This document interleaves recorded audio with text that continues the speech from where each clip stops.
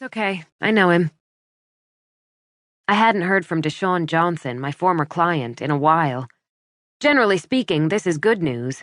When clients show up after their cases are over, it's usually because they're in deep shit again. It's never because they want to drop off a box of C's candies and thank me for the great job I'd done. And in Deshaun's case, I'd done a miraculous job. I'd gotten him off the hook on a dope case that would have landed him in prison for 25 to life. So seeing him pull up in this tricked-out Escalade just had to be bad news.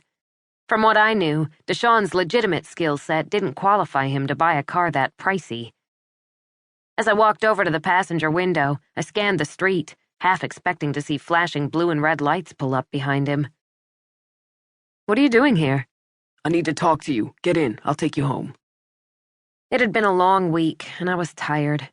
I'd been hoping to get to bed early for a change, but he looked and sounded desperate. Just the fact that he'd gone to the trouble of finding me here meant this was serious. I told the security guard to let the limo driver go. He gave Deshaun a skeptical look. "You sure?" Unfortunately, I was. "Yeah, thanks." He sighed and shrugged. "Have a good one." His expression said he thought that was unlikely. I had a feeling he was right, though probably for different reasons. I got into the Escalade, gave Deshaun the directions to my apartment in West Hollywood, then asked the question I didn't really want him to answer. "So, what's new?" Deshaun was driving with one nervous eye on the rearview mirror. "Remember that dope you took off me?" Warning bells went off in my head. This was going to be bad.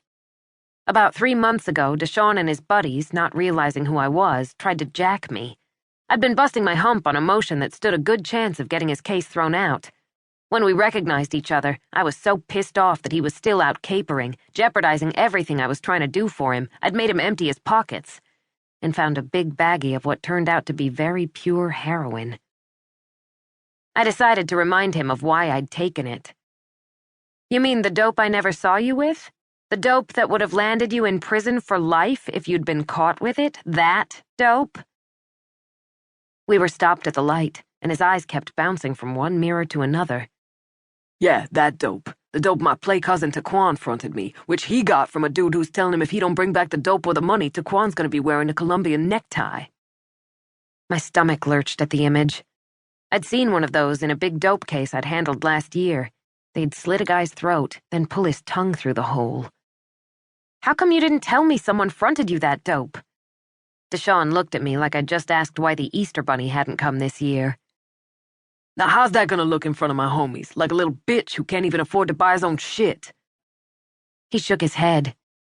The light turned green and he glanced at the rearview mirror again as he pulled forward. This made no sense to me, but it wasn't a point worth debating. "Where's the guy been all this time?" No dealer who moved quantities that big would let 3 months go by without getting paid. "In jail. He was up on a murder rap, supposed to be doing life."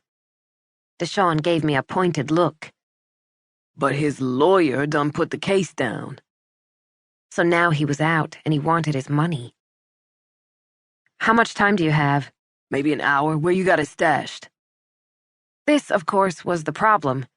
Whatever was left of that stash was in police custody now.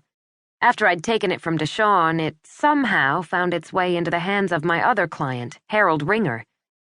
Ringer had been facing life in prison for raping and beating a young homeless boy who'd been tricking to stay alive.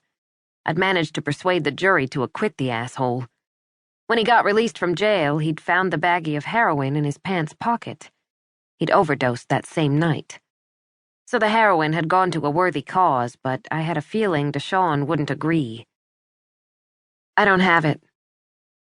He jerked the steering wheel to the right, pulled to the curb, and stopped.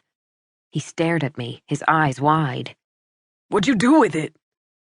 His panic was infectious. When I spoke, my voice was edgy. "Does it matter?"